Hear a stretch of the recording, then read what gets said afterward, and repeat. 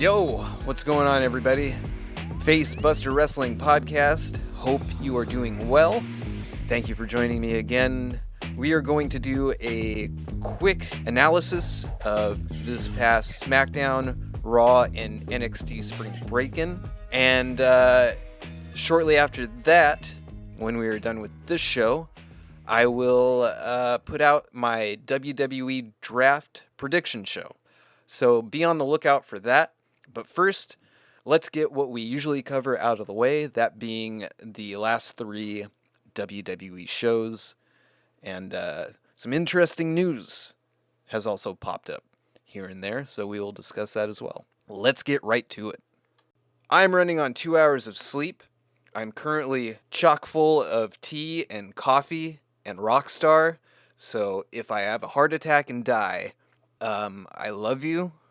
It was nice knowing you, and thanks for listening to me perish on a podcast. That's probably a first, and that's some fucking good content, am I right? So let's go through SmackDown real quick. You know, SmackDown and Raw, as I mentioned last week, was kind of on a slow burn. It was a slow roll. I assume they were doing that intentionally to sort of put a hold on any major new storyline developments as we head into the draft and shake everything up. Everything's going to be reset, so there's really no point in establishing a whole lot of new stuff, but they have been spicing up current long-term storylines here and there. There are one or two somewhat fresh storylines. What comes to mind first would be like the Bronson Reed and Bobby Lashley Austin Theory rivalry for the United States Championship that is sort of fresh. But as far as SmackDown goes, a little bit more of the same, kind of a slow burn going on. A little bit more action-packed than last week. Last week's SmackDown only had 4 matches, so it was real. It dragged a little bit. This week, a little bit more full. I think there was 5 matches, which is a little bit more typical of SmackDown. We got LWO versus Judgment Day, and man, LWO is eating some losses right now. I don't know if that's just because they're probably bound to have a positive outcome at Backlash in Puerto Rico. I assume that would be it. So taking a look at SmackDown, anything major really going on? Not really. There's one thing that stood out in my mind, something that I saw on the show that I really appreciated. They presented a bit of a hype video package for Shinsuke Nakamura coming back, just building him back up to be a character with some prestige and legacy behind him. And following that, they did a backstage package with Karrion Kross and Scarlett. And they got into the tarot card thing that they've been running with for a while. And they actually added some depth to it that I really appreciate. They mentioned that each card that they've drawn, which consequently lined up with each rival or opponent that he's had recently, they presented it with each card that I have drawn has led me to somebody, and in that battle with them, I have taken something from them. And he goes off to lists like Madcap Moss and Drew McIntyre and Rey Mysterio, how he has taken a characteristic from them. And it reminds me of, if you remember, The Fiend's hidden Easter egg, kind of, where every time the Fiend would vanquish whoever he was feuding with at the time, that person, that superstar, would eventually come back as almost as a different person altogether. With Randy Orton, Alexa Bliss. I mean, he didn't face Alexa Bliss, but he had heavy interactions with Alexa Bliss, and basically each person that he faced, he changed something about them. And that's kind of what I'm feeling with this Karrion Kross thing, in that each card that he draws, bringing him to each new rival that he has, he goes on to take something from them. I think he said he took, like, Drew McIntyre's patience and Rey Mysterio's honor or something like that. I'm paraphrasing. I'm probably completely wrong. But I like that they're adding depth to that. It's not just, I drew your card, we fight now. There's depth to it. I like that. I hope they continue to do that. Fits Karrion Kross, it fits the tarot card thing, and I like it. It just adds more to his character, whereas he seemed a little shallow for a while. Karrion Kross is great, obviously, but his character has just been, like I said, a little bit shallow. So I appreciated that. They showed that on SmackDown. Liv and Raquel defended their championships against Sonya Deville and Chelsea Green, and they retained. Chelsea and Sonya aren't necessarily an established team yet, but they're doing a really good job of building them up further. They took the loss, yes, but they just continue to build them up as an actual team. There are two things that make a tag team, in my opinion. One is history. Do they have a story between the two people in this tag team? Is there something from their past that has brought them together? Have they been rivals at one point and came together out of respect? Stuff like that. Another is tenure. Have you been a team that really got together maybe for no reason, but you've been together a long time? It's not ideal. You want to have something more to a tag team than that. But if you've been together for a long time, nobody's going to remember that you just got together for no fucking reason. The Street Profits. Why did they get together? Who knows? But they've been a team for years. So that makes them a good, solid tag team. So they continue to add some tenure to Sonya and Chelsea Green as an actual team, while also giving them some story behind it, both being shitty Karens. We see Gunther go on to retain his IC title against Xavier Woods, as if there is any question about that. Woods gave him a good fight. What more did you expect from this? Both great competitors, good match, but there's no way Xavier Woods was going to win this one. Gunther, still your dominating Intercontinental Champion.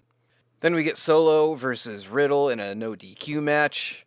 Solo takes this one. Obviously, the Usos come out to help. Typical Bloodline shenanigans. So that was SmackDown. Raw, slightly more interesting and some intriguing storylines behind the scenes. First being that apparently CM Punk showed up to this event in Chicago at the Allstate Arena. I guess Punk ended up being on the same flight as some of the WWE crew and was chopping it up with them, some old friends. I guess he made amends with The Miz, according to rumors. He talked to Triple H. But yeah, Punk was briefly backstage talking to some WWE superstars that he knows.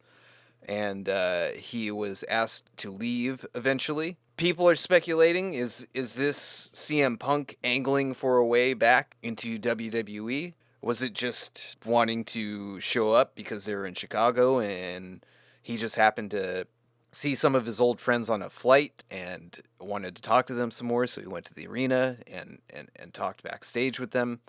It's hard to tell. Who knows, really, at this point? Punk is a savvy business dude, so he could very well be, setting something up for the future. But also, he's still got quite a bit of time remaining on his AEW contract, so who knows?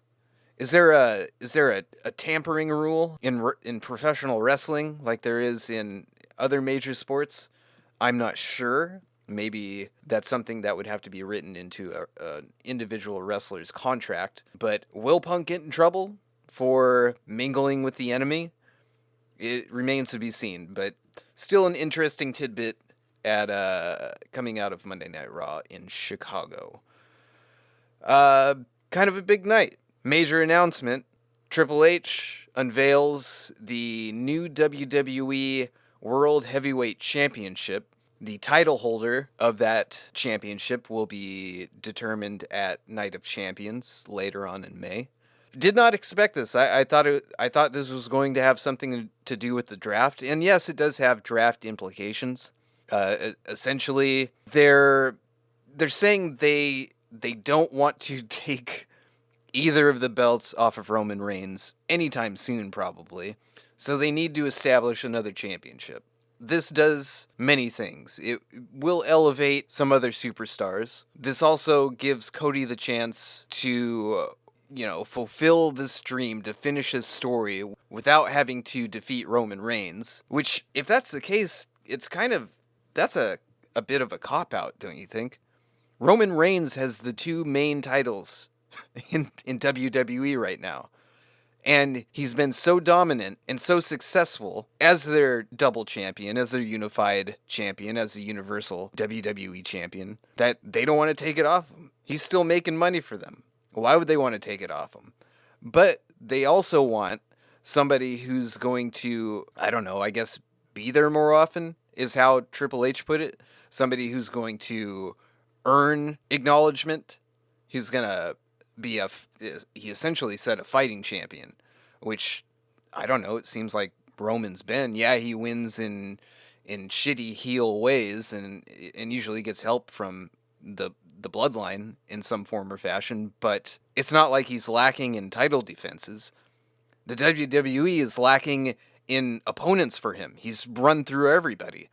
So this just, it's cool. It's an extra added thing. The belt looks pretty good, but it's a bit of a cop-out to me. I don't know what they're going to do with the unified belts. Are those going to remain unified but stay as two belts? It feels a little cheap. I think it lessens the value of all three of these belts. To me, adding another main championship, adding essentially a third championship, diminishes the prestige and the value of all three of them, because you're using it as a way. I don't know. I like the idea, but it also doesn't sit well with me, if that makes any sense whatsoever. Again, no sleep. I could be just out of my mind right now. But I don't know, man. Like, it sullies the history of the Universal Championship, which doesn't have much history, but the WWE Championship, which has plenty of history, and the World Heavyweight Championship, which probably has more historical impact in wrestling than the other two. But to just kind of like make it reappear out of nowhere, out of thin air, and say, well, you know, the guy that's been champion for 1,000 days and has defeated everybody who we've thrown at him, it's just, he's, you know, selling a lot of t-shirts. He's putting asses in the seats. People are buying the premium live events to see him. And, you know, screw you. Here's another belt. Be happy about it. And don't get me wrong, I'm happy about it. I think it's a good idea to have two main upper echelon titles on each show, especially if they're going to be more serious about a brand split. But, I don't know, find a way to get, like, one of the belts off of Roman and send it back over to the other show. That's why you made them red and blue, you doofus. Also, another implication of this gives us a shot at Roman Reigns versus The Rock at WrestleMania next year. Or maybe SummerSlam, but probably WrestleMania. This means Cody can separate from that story, probably go for the World Heavyweight Championship, right? Because historically, that would have been the title that his father, Dusty, was going for. It makes more sense for Cody to finish his story, quote-unquote, by winning that championship, as opposed to the undisputed Universal WWE Championship. The World Heavyweight Championship has more historic value to it, and utilizing the Rhodes name in his storyline, surely he'd be more interested in winning that belt. So branching off into a new championship, a new top-tier championship, Cody can separate himself from the Bloodline storyline, which he seems to have already done, moving on to Brock. So while I expected Brock to be just like a side story, a side quest for Cody Rhodes, and he would eventually find his way back to Roman, I'm not so sure about that anymore. Maybe Roman will find new rivals, especially with the draft, new people coming into his line of sight. Meanwhile, Cody Rhodes will travel a different road. And this could set in motion the heavily rumored Roman Reigns versus Rock in the near future, probably at WrestleMania. So this new title sort of helps some of those things along. It sort of gives more of an opportunity for them to, one, keep Roman Reigns moving towards breaking more and more longest champion records. And Cody Rhodes, their new top guy in the company, can go on to win his own top-tier championship and finish his own story, and Roman Reigns can do his own shit, probably with The Rock at some point. Hopefully. I'm pretty sure we all want to see that. So I think we might have been given a final showcase from the Street Profits. This was a strange match. It was just a sort of out of nowhere match with Cedric Alexander and Shelton Benjamin. I feel like this was their farewell. And their celebration at the end of that victory really kind of seemed like they were just taking it in, right? I think you've seen the end of the Street Profits. I think this was probably a final showcase for the Street Profits and for Street Profit fans to have one last final look at the Solo Cups flying in the air and this team together. I think that was it. Furthermore, on Raw, Rhodes comes out and starts talking about Brock Lesnar again and does a strip tease and shows his pec scar and mentions, go ahead, Lesnar, pick a spot, because if I can fight with a deflated boob, then, do your best. Balor comes out and talks his shit, and they set up a match for later.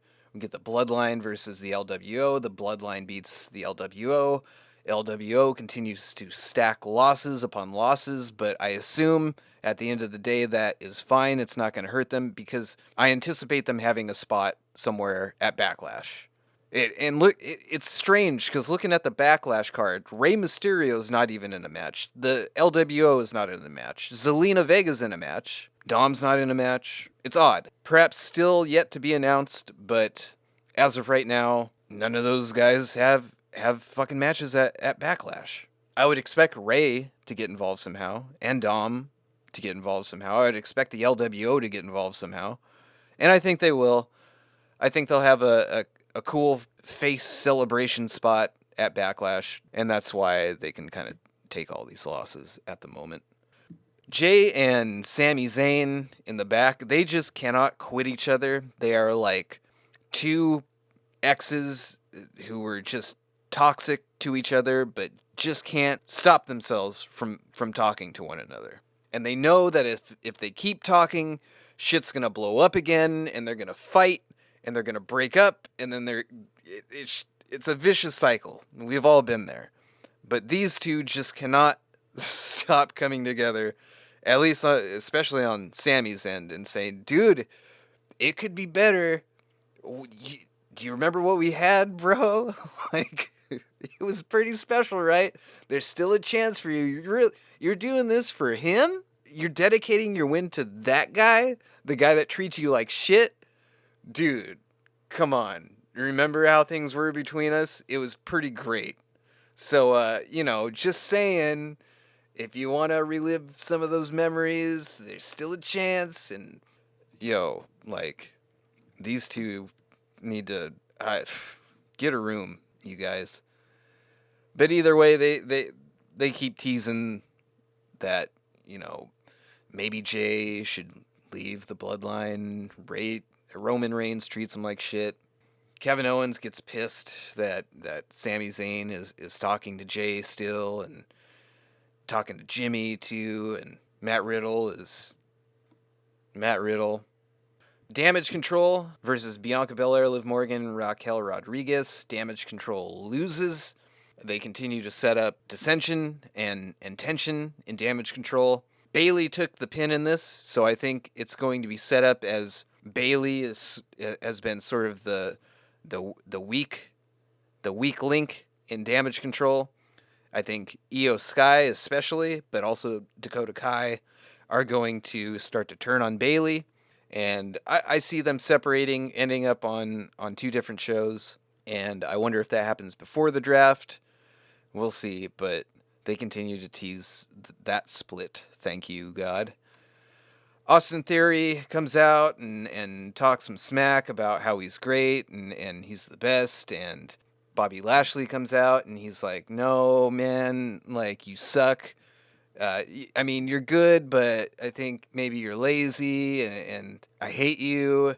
And Theory's like, yeah, well, fuck off.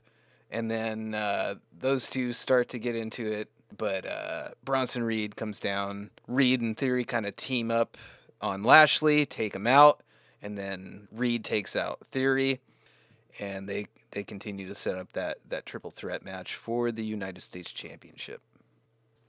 Chad Gable versus Mustafa Ali. For reasons, I think this is just to further the potential split between Gable and Otis, because Mustafa took this one. He won. Hometown guy got the victory. That's probably the secondary reason for this, just doing something for Mustafa.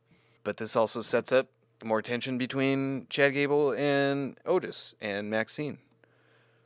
We had Cody Rhodes versus Finn Balor. Cody Rhodes took the win. It was a great match. Omos and MVP confront Seth Rollins. This match feels like Vince McMahon booking. This feels like a big-time Vince McMahon match. There's no reason for these two to fight each other. It was just announced out of nowhere. Very, very Vincey. Very Vince-esque. Why? Again, why? This is a little like Omos and Brock Lesnar, how it was just kind of poof out of nowhere. Here's this match at WrestleMania. But at least that, that made a little bit of sense because of the whole the monster thing, the beast thing. They're both giants. It's a spectacle match. Omos versus Rollins. What the fuck? Who? I think this is just. This is. I don't know. I don't know what to say. I think both of these two heading into the draft have not much direction, and I think this is just to get these two on the card. Omos is there for the monster spectacle thing. Rollins is gonna be there because he's one of the top faces in the company right now. You want them both on this card, but they don't make sense anywhere else, so just smash them together and have them fight each other for no reason whatsoever other than to get them on this card for Backlash. I think these guys are change of scenery candidates for the draft, and I think this is just a one and done situation. Damian Priest and Rey Mysterio. Rey Mysterio wins via disqualification because Priest tossed a chair in his face, and Priest doesn't give a shit. He's just beating down Rey.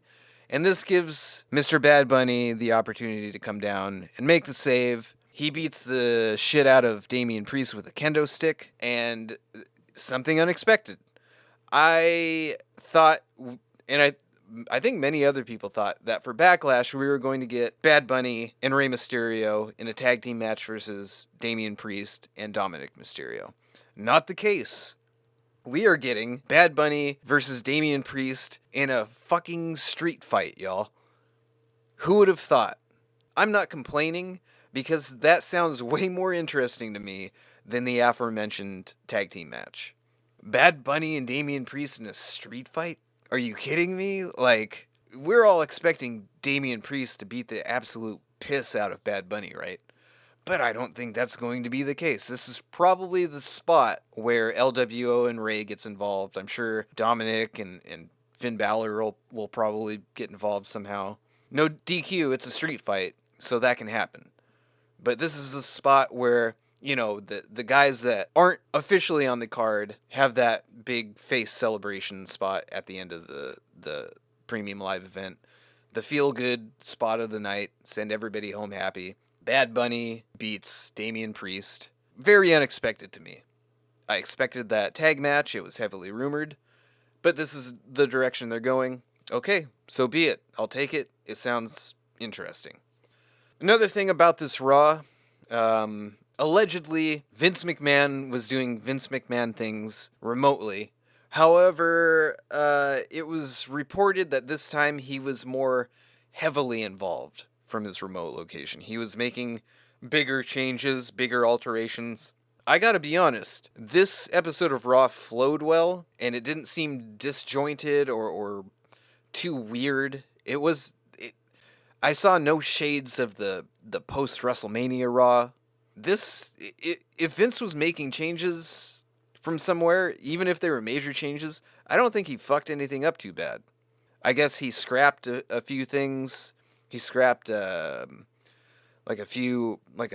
a backstage spot with Piper Niven and I think Candice LeRae, right? Or Nikki Cross or something like that.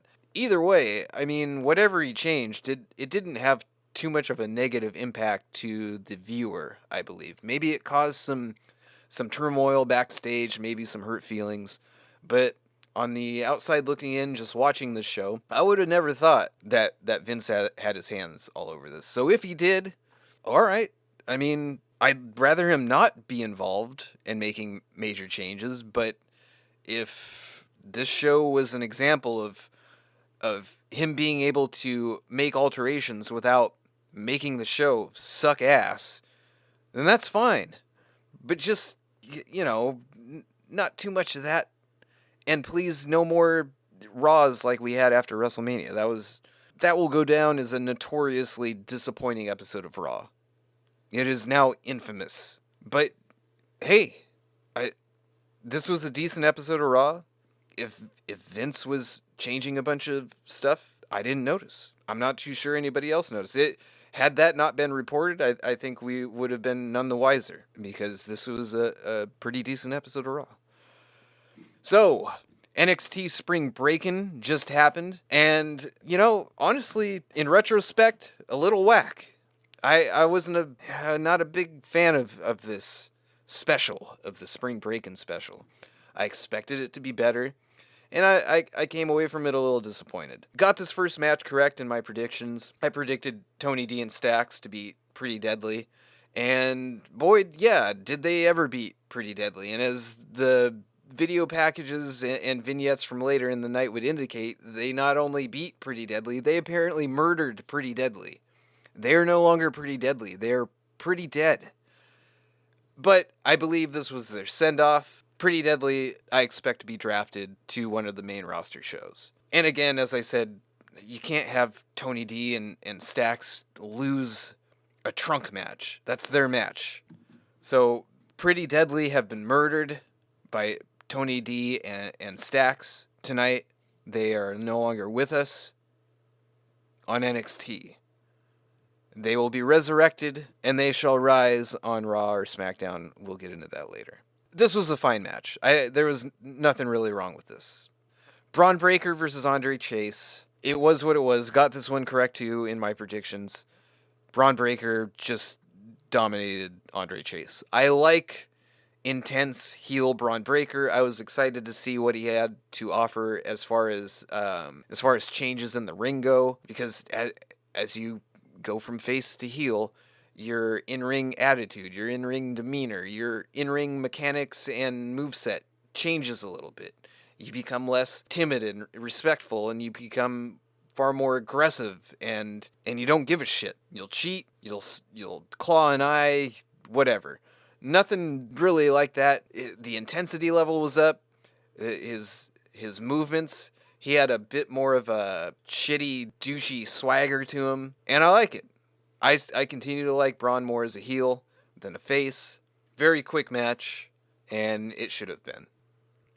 Cora Jade versus Lyra Valkyria. I did get this one wrong. I took Lyra to win this. However, I did speculate in my predictions that if Cora Jade did win, she would do it in an underhanded way, and she did just that. It was not a clean win. Pretty good match. I like Lyra a lot more than Cora Jade, and I think she's got a bright future ahead of her. Cora Jade, she's all right to me. She does an all right job as a shitty heel, but I want something more from her, I guess. This emo skater chick with a stick for no reason, what is that? But good match. Cora Jade wins, unfortunately. Carmella Hayes versus Grayson Waller for the NXT Championship. I did not expect this to be in the middle of the card. I thought this was going to come at the end of the night. And holy shit, it should have been the last match of the night. We'll get into what was the last match of the night in a minute here, but Carmella Hayes and Grayson Waller, probably my favorite match of the night. Mello retains in a really great match, some fantastic spots. Hayes looked great. Waller looked great too. It looked like Grayson legitimately hurt his ankle towards the end of this match. It didn't look right. I think he may have actually hurt himself. I haven't heard anything about it yet, but he was still able to finish the match if indeed he did legitimately hurt himself. But it didn't look good. Hopefully he's okay. Hopefully that was just a good job selling. But Mello wins and proceeds to call out Braun Breaker, who comes out and they face off. Mello wants Braun at Battleground, and they get into a tussle. Okay, and Braun beats the shit out of Trick Williams, and then proceeds to spear the absolute daylights out of Carmelo Hayes through a wall next to the commentary table. Not a real wall. It was made of like particle board or cardboard or some shit. But it looked good when he did it. And they did the stretcher spot. And I guess maybe Carmelo Hayes is in heaven with Pretty Deadly. Not a real stretcher job. He's fine. Next up, Josh Briggs and Fallon Henley versus Brooks Jensen and Kiana James. This, I incorrectly guessed. And by the way, the previous match, I guessed correctly. I guessed Carmelo Hayes to win that match, and he did. Thank you very much. But in this one, I wanted Brooks Jensen and Kiana James to win. I like shitty corporate businessman Brooks. I wanted to see more of it. Apparently, it was a temporary thing because, as I also speculated in the prediction show, something would happen in this match that would result in Brooks ultimately going back to his family, as he calls it. All right match, nothing too spectacular. I think Kiana James continues to look better and better in the ring. She's improving. And to end this match, Jensen grabs Kiana James's bag. He's going to go to hit Briggs with it, but misses and knocks Kiana James off of the ring apron in the process, causing a distraction. He's trying to figure out if Kiana is okay, and he's shocked that he fucked up, and probably thinking, oh shit, I just knocked my girlfriend 5 feet to the ground. And Josh Briggs proceeds to level him with a clothesline, and they take the win.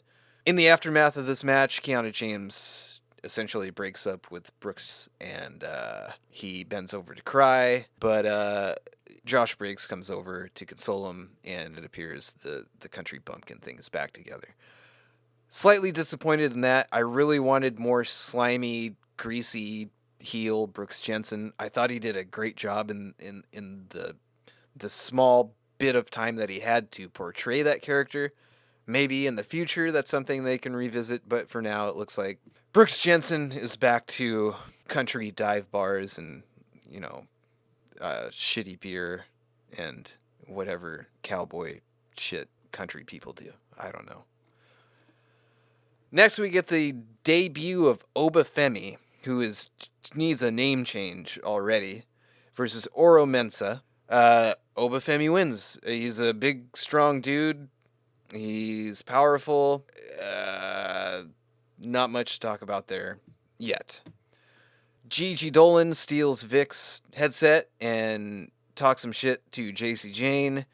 And then we get what turns out to be the ill-fated main event.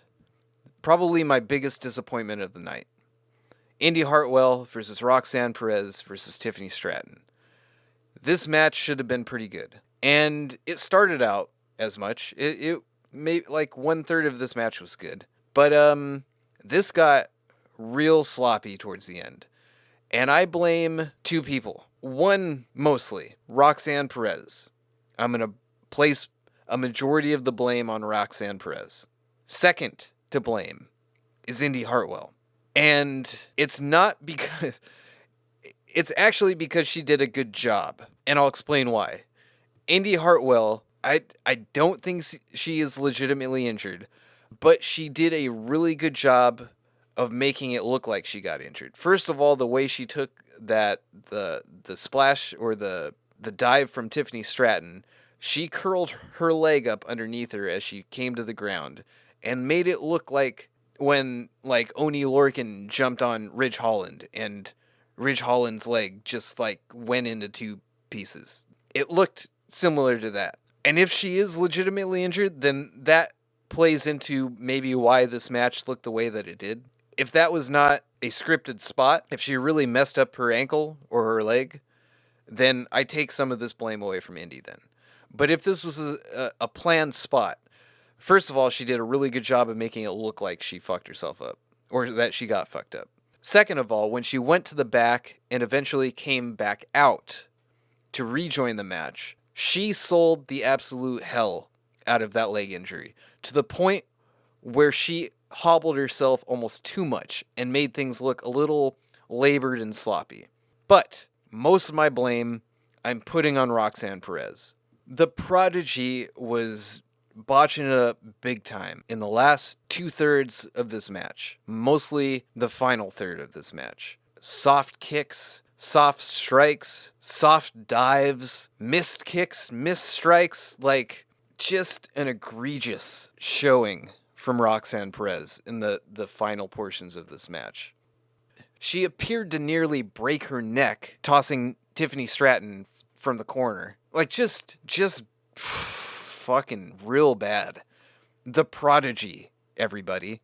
Tiffany Stratton, the probably most inexperienced competitor in this match, is the sole competitor who kept this thing on wheels at all. What a bad look for Roxanne Perez. And if Indy Hartwell was not legitimately hurt, if she was just like selling the hell out of that injury, she also kind of just overdid it. This match got sloppy and turned into a train wreck real quick. Roxanne has a lot of work to do. In-ring, character-wise, personality-wise, all of it. I think Tiffany Stratton is the Prodigy. Honestly. Roxanne Perez is like a potential prodigy. She has the ingredients. She's pretty good. But also, she has showings like this, where she nearly kills herself. Not good. In the main event, when you had Carmelo Hayes and Grayson Waller tear it up in the middle of the card, this was your main event. And that's what you put on the table. And it just left me with a sour taste in my mouth as far as this whole card went. Some head-shaking card construction. I have no idea why Carmelo Hayes and Grayson Waller didn't finish the match. I mean, the outcome of that match a little more predictable, but it still should have been the main event. I think we all knew Carmelo was going to win that match before it even happened, but still better than what we saw in this match. By the way, got that prediction correct. I had Indy Hartwell taking that. So that was NXT Spring Breakin. A little soft, a little weak in some spots, good in others, but just kind of a letdown to me. But anyway, that's going to do it for this short episode of the typical thoughts and analysis and reaction to the past week of WWE programming. I'm now going to end this and get started on my WWE Draft Predictions episode. So look for that to drop not too long after this episode. Should be within the next day, maybe even shorter. But thank you for joining me again. Hope you all enjoyed it, and I'll see you in just a little bit for the draft predictions. Take care.